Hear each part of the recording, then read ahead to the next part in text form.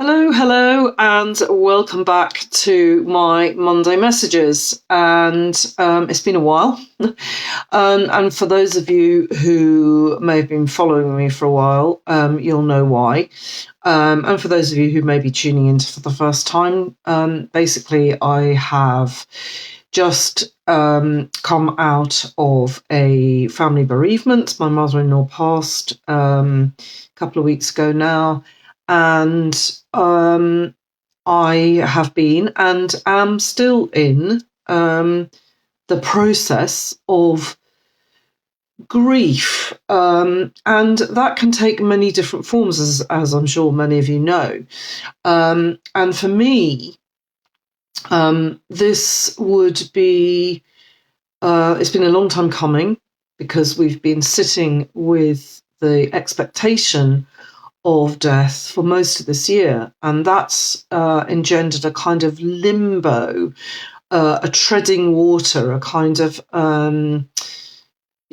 pressing pause but not quite, sort of maybe going in slow motion, if you like. And it anyway, I don't want to talk exclusively about my experience, but what it has done is reminded me of that process and of the value that comes from what comes from it.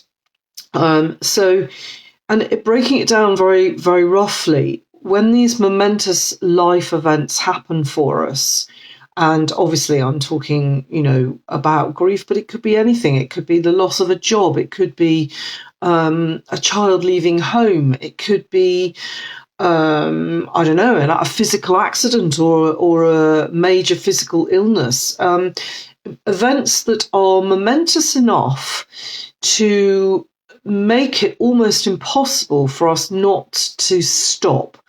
We are literally stopped in our tracks, and we are forced, if you like, I don't like using terms like that, but we are invited to really be in the moment, to really feel our feelings, and to literally go hour to hour, moment to moment sometimes, and be fully present with what's going on for us.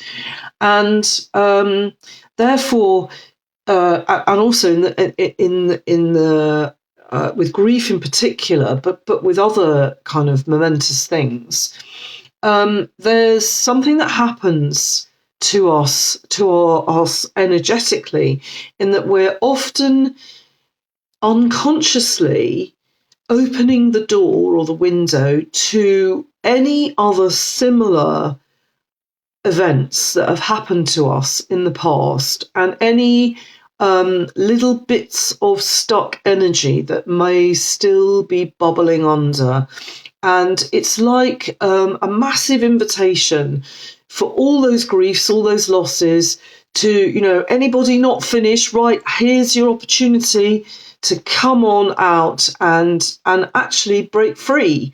And it's often we're reminded of previous losses, previous griefs, previous traumas even. And that certainly happened for me in a kind of low level way, but there were a couple of little bits and pieces around certainly my own parents' deaths that surprised me when they came up. And I was really grateful for that, because I could feel it all being bundled up and collected together and on the move. And that's just wonderful when that happens, because it is an amazing opportunity to clean house, basically, when we are able to do that stopping and just being rather than doing. And what happens with these events is that we literally, because we have to be fully present, everything else gets pushed to the sidelines. All the other stuff that we think is so important day to day becomes secondary. And obviously that's at the height of feeling whatever we need to feel. And then we start to go through the other steps of the process, because it is a process. And we start to actually acknowledge what we're feeling. We start to listen to what we're telling ourselves. We also then eventually we can start filtering. We can start really discerning, well, actually, what are my values? What are my priorities in life? Are they serving me? Or actually, could I actually be done with a lot of them? Could I actually say, well, from this point onwards, I'm definitely not going to be the same, because my life is not the same, because how can it possibly be the same? We would have to be automatons not to be affected by these big events. And when people ask, which sometimes they do, so when are you getting back to normal, which I find a very interesting phrase, getting back to normal. So one, the premise of going backwards, I don't find useful. The premise of even the thought process of what's normal is not helpful either. So when you're getting back to normal actually means, when can you just resume your life as it was before this momentous event? Well, the answer is never, actually, because why would you expect that? Why would you be aspiring to that, if you like? Because it's basically ignoring what you're going through at this time, or what you have been through. What we need to do instead is to acknowledge all those little shifts and changes that come when we adjust to these changes, even just on a practical level, actually. For my husband, I know that his entire life has been taken up this whole year with being there for his mother and caring for her and spending whatever time he had with her. And he is now left with, apart from everything else, my God, what do I do with all that time?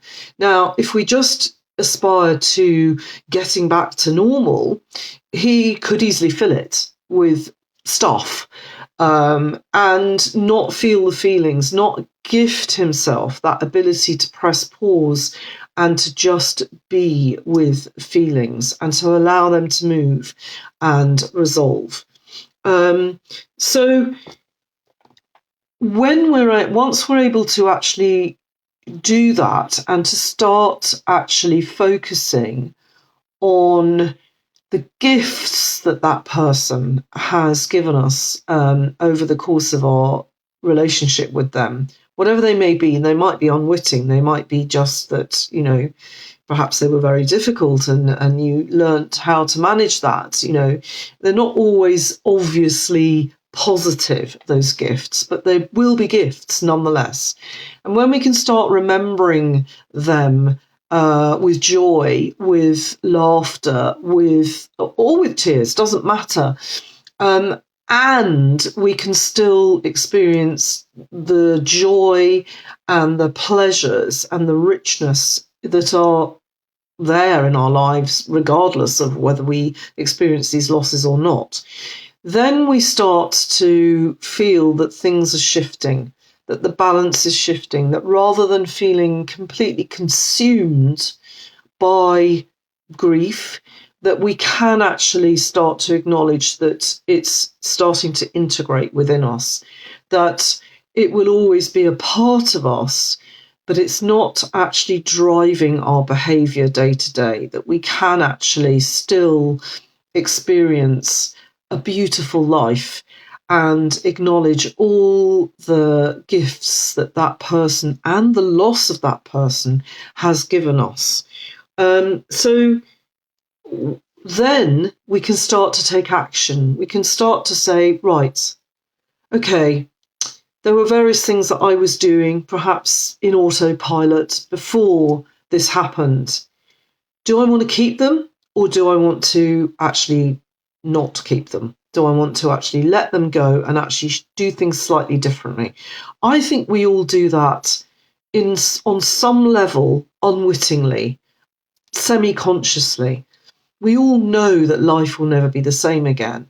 And all sorts of things might change. It might be that we're invited to really examine our values and our priorities, and make huge changes. Like, I've had people come to me who've come out the other side of grief and decided, actually, I don't want to do what I've been doing. I don't want to do my job anymore. I want to do something different.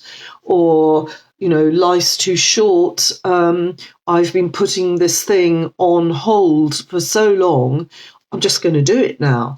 There are loads and loads of really beautiful homeopathic remedies that can support that process to move at whatever pace is healthy for you, and to enable us to continue our lives without being governed and having our behaviour driven by those feelings of loss.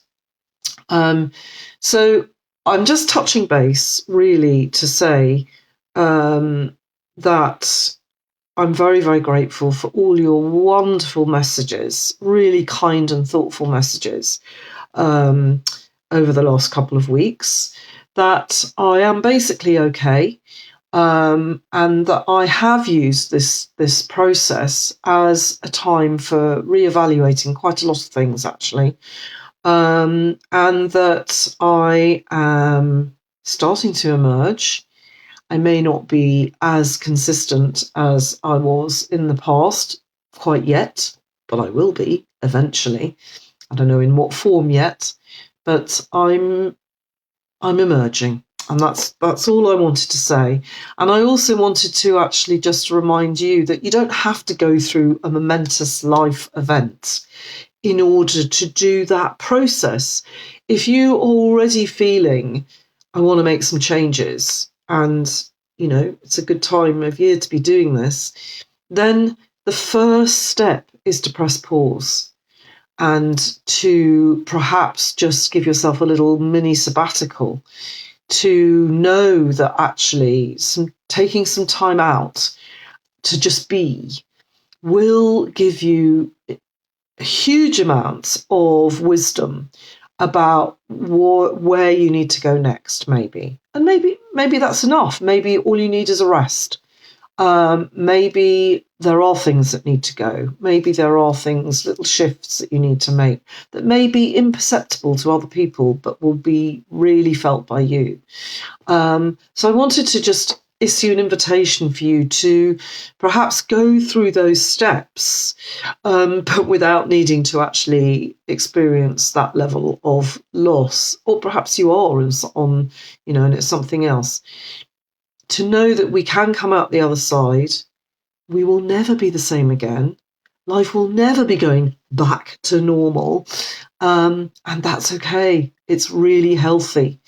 That's it. I think I'm just going to stop talking now, because otherwise it will all get a bit random. So thank you for listening. I welcome any thoughts that you may have, either on the grief process or making changes, or just being able to stop actually and give yourself a sabbatical. If there's any stickiness around any of those stages, then homeopathic remedy prescription can really, really help that. And so can QTT. So just to remind you of that. And also, obviously, I'm sure many of you have all kinds of other rich resources, and it's easy to forget about them until we do that stopping. So that's what I would encourage, is how can you press pause at the moment in some way in your life? Take the foot off the pedal and allow yourself that respite, and you'll be amazed what comes out of it. Okay, thank you for listening, and take care of yourselves. Lots of love.